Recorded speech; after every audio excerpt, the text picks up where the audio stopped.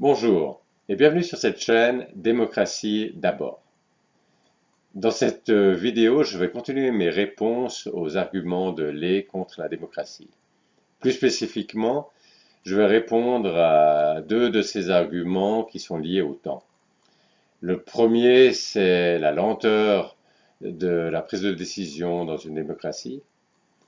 Et le deuxième, c'est le fait que la démocratie est coûteuse en travail humain, c'est-à-dire prend du temps aux citoyennes et aux citoyens. Alors concernant la lenteur des processus de décision, eh bien oui, c'est vrai. Dans une démocratie, ça prend du temps pour prendre des décisions, et puis c'est pour ça que le peuple ne peut pas prendre toutes les décisions. Mais ça n'empêche pas le peuple de prendre certaines décisions, c'est-à-dire non seulement d'élire des représentants, il faudra élire des représentants qui prendront les décisions que le peuple ne prend pas. Mais à part ça, le peuple peut continuer de voter sur certains sujets. Et en particulier, c'est important que la Constitution puisse être modifiée par le peuple et uniquement par le peuple. Et dans cette Constitution, il y a notamment les passages qui vont dire quels sont les pouvoirs que le peuple conserve et quels sont les pouvoirs que le peuple délègue à ses représentants. Et c'est donc le peuple lui-même qui va décider quel pouvoir il conserve dans une démocratie. Et dans ce sens, le peuple, il ne prend pas les décisions sur tous les sujets, mais il conserve le pouvoir ultime. Donc, en résumé, c'est tout à fait possible d'avoir une démocratie où le peuple conserve le pouvoir ultime, malgré ces problèmes de lenteur de prise de décision. Ce qui est empêché, c'est uniquement l'idéal où le peuple prendrait toutes les décisions. Ce système de démocratie semi-directe, où il y a d'une part des élections, mais où d'autre part le peuple continue de voter sur des sujets, ça s'appelle la démocratie semi-directe, et puis ça existe en Suisse par exemple. Et j'ai pas l'impression que la Suisse fonctionne beaucoup plus mal que d'autres pays. Et les connaît la France. Maintenant, il travaille à l'EPFL à Lausanne, donc en Suisse. Donc, il pourra nous dire s'il pense que la Suisse fonctionne si mal que ça, ou beaucoup plus mal que la France. Mais j'ai pas l'impression que ce soit le cas. Donc la Suisse est la preuve qu'un pays peut fonctionner malgré ses problèmes de lenteur. Euh, et pourquoi? L'explication est relativement simple, c'est-à-dire que il ne faut pas non plus exagérer la lenteur des processus démocratiques.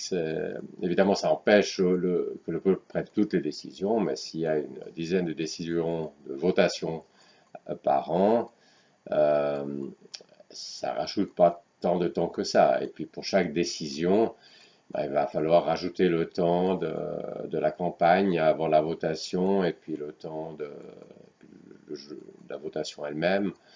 Mais ça rajoute quelques mois.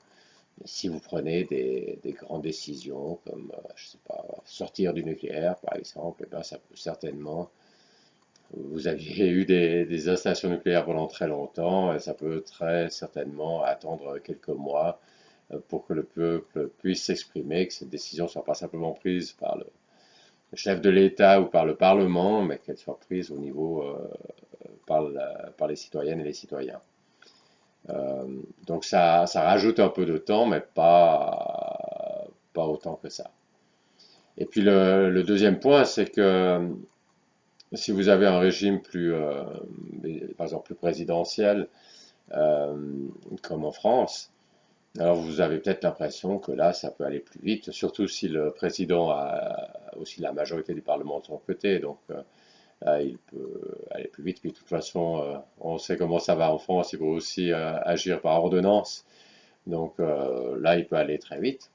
Alors vous avez l'impression que ça va très vite. Mais simplement, après, aux prochaines élections présidentielles, il peut y avoir un retournement. Et puis alors tout ce que un président a fait très vite, le président suivant, il peut faire très vite, défaire aussi très vite. Donc vous pouvez avoir des zigs et des zags. Et le zig est très rapide, le zag est très rapide, mais si vous regardez globalement, ces zigs et ces zags, ça va peut-être pas très vite. Et dans ce sens, c'est peut-être plus rapide, paradoxalement, c'est peut-être plus rapide d'être plus lent. C'est-à-dire de demander pour toutes les grandes décisions de laisser ces décisions être prises par le peuple. Et puis alors, il y a peut-être plus de continuité, ce qui fait que comparé aux zig et aux zags d'un régime présidentiel, ça paraît lent, mais globalement, ça peut être même plus rapide. Donc, évidemment, le peuple peut aussi changer de décision quand il a voté sur un sujet, puis après, quelques années plus tard, ou quelques décennies plus tard, décider de changer de direction. Mais seulement, c'est peu probable qu'il va changer simultanément de direction, tout d'un coup, basculer sur beaucoup de sujets, comme ça se produit lorsque ben, vous avez un président de gauche parce qu'il a eu un peu plus que 50% des voix, et puis tout d'un coup, à l'élection suivante, ça bascule à droite, et puis il a aussi eu un peu plus que cette fois que 50% des voix, et, et tout bascule, et toutes les positions basculent simultanément. Donc, donc si je résume, ça, la démocratie prend. Il y a effectivement un problème de temps avec la démocratie qui empêche le peuple de prendre toutes les décisions, mais ça peut être largement géré en ayant une démocratie semi-directe.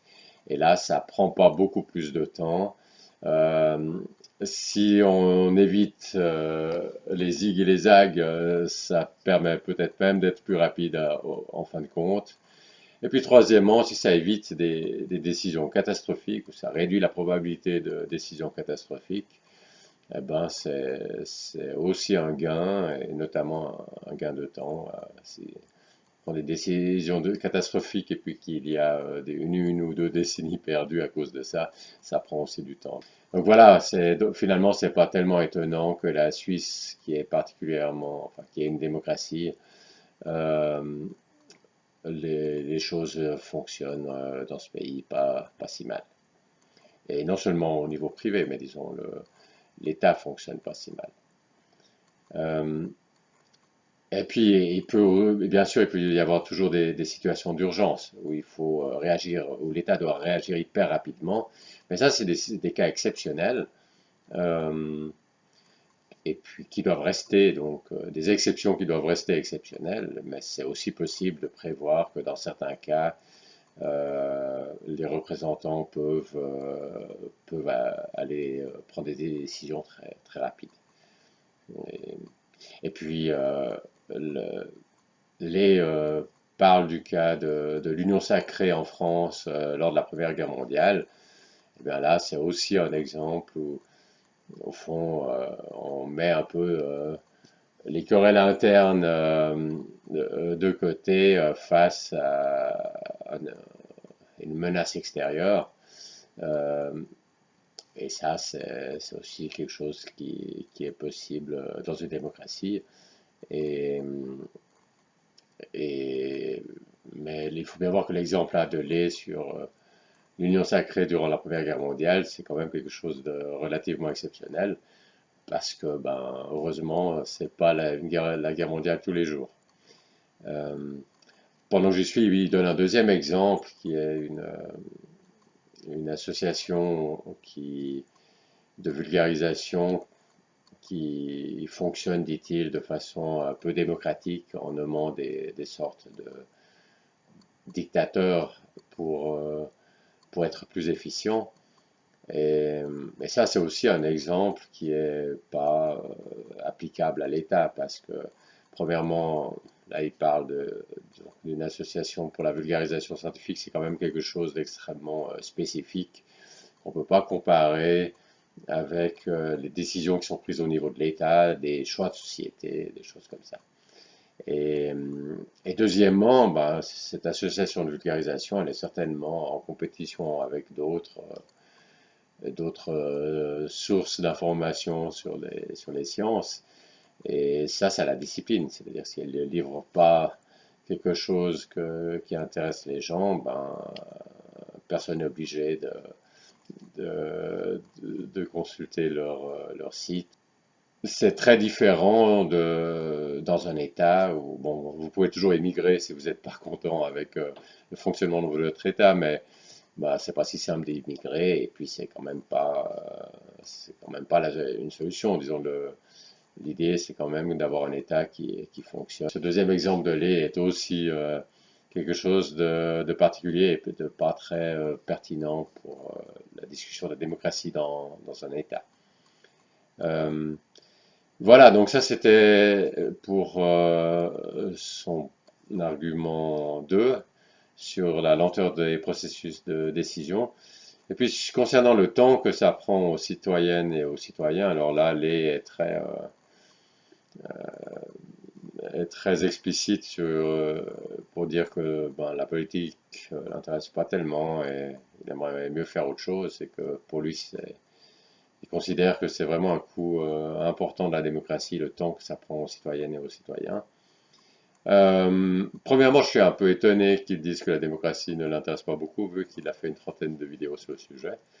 Alors évidemment, il en profite pour parler de théorie des jeux, et puis il parle de la démocratie, enfin il parle de la politique, mais pas de la politique aguerrie. Ces petites phrases des politiciens, ces petits querelles, tout ça est effectivement, j'appellerais ça plutôt de la politique aguerrie que de la politique. C'est peut-être particulièrement important dans un pays qui n'est pas une démocratie comme la France, qui est juste un système électif. Alors là, l'attention des gens est très centrée sur les élus et leurs petites disputes. Euh, c'est moins prononcé dans un pays démocratique où les gens votent aussi sur des sujets et où les élus ont un peu moins d'importance. Mais de toute façon, personne n'est obligé de suivre la dernière petite phrase qu'a dit tel ou tel politicien pour se mettre en avant. Et, pour ce qui est de la politique elle-même, à distinguer de cette politique aérie, c'est finalement, enfin je trouve personnellement, c'est relativement intéressant. C'est des sujets relativement intéressants. Mais même ceux qui trouvent que c'est pas intéressant, je leur dirais, ben, consacrez quand même un peu de temps à élire et à voter, euh, parce que c'est quand même important de conserver un régime démocratique. Et c'est un peu comme vous lavez les dents, c'est peut-être pas amusant, mais si vous le faites pas, ben, ça va pas être amusant non plus. Et il vaut mieux le faire. Ça prend un peu de temps. Mais si les citoyennes et les citoyens se désintéressent de la politique, il y a toujours un levier de pouvoir qui va exister, mais il ne sera plus entre les mains des citoyennes et des citoyens, mais de différents lobbies qui vont se battre pour l'obtenir, et puis dès qu'ils l'auront obtenu, dès qu'un lobby l'aura obtenu, il va le faire bouger dans son sens, et, et après ça peut tourner assez mal, et quand ça tourne assez mal, ben ça peut aussi prendre beaucoup de temps. Ça peut prendre du temps aux gens, ça peut limiter aussi leurs possibilités. Donc c'est une sorte d'investissement. Donc ma réponse pour ce deuxième argument, enfin l'argument numéro 7 de lait, ben, même si ça vous intéresse pas, prenez quand même le temps de cet investissement. Voilà, donc c'était mes réponses par rapport à ces questions, à ces arguments liés au temps. Comme vous voyez, c'est toujours pas des arguments très forts. Enfin, ça élimine cette possibilité pour le peuple de prendre toutes les décisions. Donc, dans ce sens, c'est un argument assez fort, mais ça élimine pas en particulier la possibilité d'une démocratie. Voilà, j'espère que cette vidéo vous a intéressé et que je vous retrouverai dans une prochaine vidéo pour passer aux arguments suivants de lait.